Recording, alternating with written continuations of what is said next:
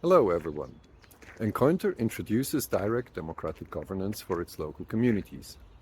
As a participant in Encointer cycles, you get to vote on relevant matters, like changing the amount of community issued income, or the rate of demurrage, or how the community treasury funds should be spent or lent. Petitions are also possible on local and global level to express wishes for change. Let's start with the basics. Just as a brief summary what Encointer is about, Encointer enables communities to create their own local community currencies, distribute them to their members, and use this local currency to stimulate their local economy. Now, our question here in this presentation is how can a community be governed democratically? Which means there is no boss, there is no bank, there is no IT admin or super user with any extra authority. How should this work? In order to avoid central authority, we leverage a simple fact that one person can only be in one place at one time.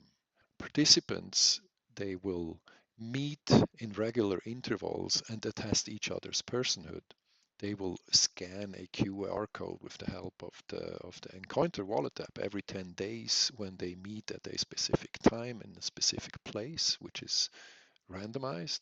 And then the participant receives community issued income and also a proof of personhood, which we can use for democracy. What that gives us as a tool for governance is a Sybil-resistant unique personhood system.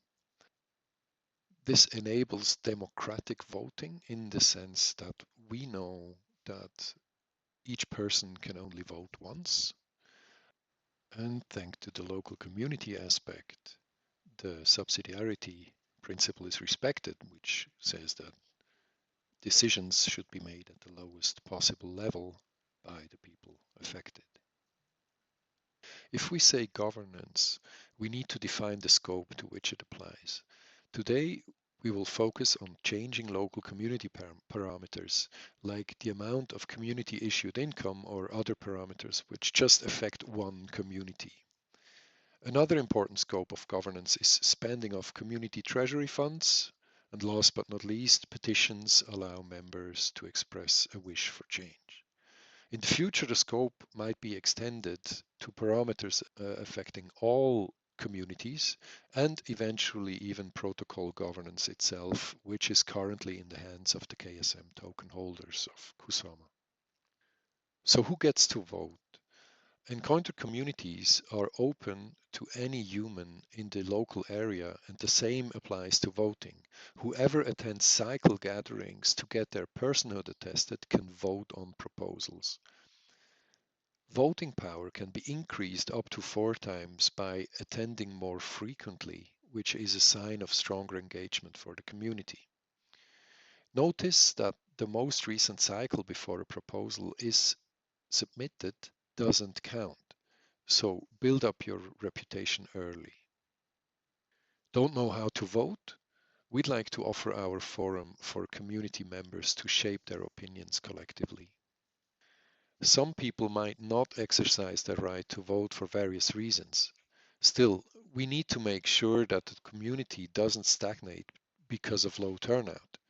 On the other hand, if we allow only few people to make changes, we should ensure that there is little to no controversy reflected in approval rate.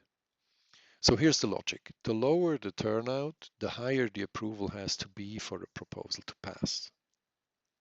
In the beginning, we claimed that there's no need for a boss.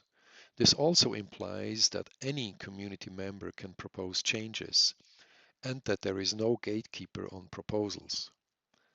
Once submitted, a proposal lasts for a maximum of 9 days. A proposal passes after staying in passing state for a confirmation period of 2 days. If approved, the change will be enacted automatically at the start of the next assigning phase of the Encointer cycle. If everybody can submit changes, then it can happen that multiple proposals run in parallel. That's fine. The one which passes first will cancel all others which would be in conflict with the approved proposal. The Encointer Wallet app is your tool to check proposals up for vote and also to cast your votes. On the profile page, you navigate to Democracy, where you will find a list of current and past proposals. For each proposal, you see the turnout and the current approval threshold. In this example, a majority is approving, but that alone is not enough because the turnout is so low that 77% need to approve for it to pass before the deadline. You can also check the state of past proposals. As explained before, if competing proposals run in parallel, the first one to be approved will supersede the conflicting ones, no matter how high their approval was at the time. To kick off Encounter Democracy, we propose changes to the Loy community on December 2nd. The proposals were half the income, double the income, less demurrage or more demurrage. These questions require a good understanding of economics. We discussed pros and cons in our forum. The Loy community cast their votes within a few days, and the decision was to halve the income and increase demurrage. Any reputable can submit proposals to their community using our app. Go to Democracy, tap the plus sign, and select the proposal type and scope. Once you tap Submit, the proposal will start immediately. One particular proposal type we'd like to highlight is spending community treasury funds. We'll assume your community has already collected some funds in its treasury. Let's say Alice plans a community meetup and she needs funds for snacks and drinks. She sets the proposal type to spend native tokens and scope to local. On the bottom of this page, she verifies that the Treasury has enough funds and proposes to spend 5 KSM on her behalf. Finally, she submits. In the forum or some other community channel, she explains her plans and budget to endorse the proposal. Thanks for your time. Please stay tuned for our updates on Encounter Democracy.